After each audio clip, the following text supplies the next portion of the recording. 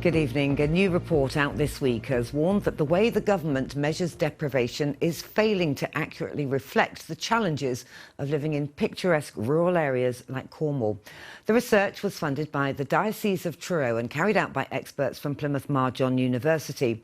They're now calling on the government to change its approach to tackle what they've described as pretty poverty. Seb Noble reports. It looks idyllic, but appearances can be deceiving. St Blazey's one of Cornwall's most deprived areas, but a new report argues the way that's measured doesn't accurately reflect rural challenges. The report found 6 key themes that came out that made rural living very different to urban living. The main one was transport dependency. Now, the issue with that is, if you can't afford a car, you're reliant on public transport. If you rely on public transport, then it's very difficult to get to where you need to be. The IMD, the Indices of Multiple Deprivation, doesn't weight transport heavily in the way it sees deprivation. So what are the difficulties here? Transport, to be fair, because there's not necessarily a regular bus service. There used to be along the St Blazey Road, but they changed that. I'm lucky that I have a car. The pharmacy used to be open till 10 o'clock at night, the one down there.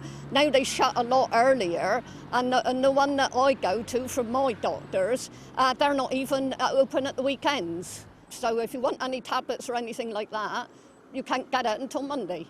Well, some of the buses don't turn up, so I've been told. Those that do are pretty late.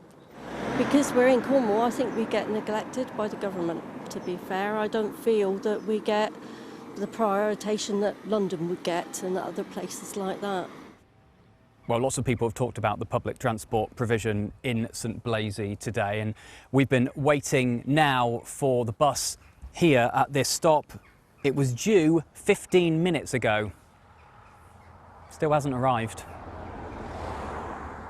This man told me his bus to work in St Austell's often late or fails to show. He waited an hour for one to arrive. St Denis in Clay Country also ranks highly for deprivation, with the government being told they've a moral duty to act. The ethical case is certainly there, and this report really shines a light on that. We're working with MPs down here in Cornwall. They will be taking that up to Westminster and shouting good and loud about it, I'm sure, to make sure that while the IMD is great for cities and larger conurbations, it just does not cut the mustard down here. It is not doing justice to the people that live and work really hard down here. The government insists it's investigating data and methods to help quantify rural deprivation.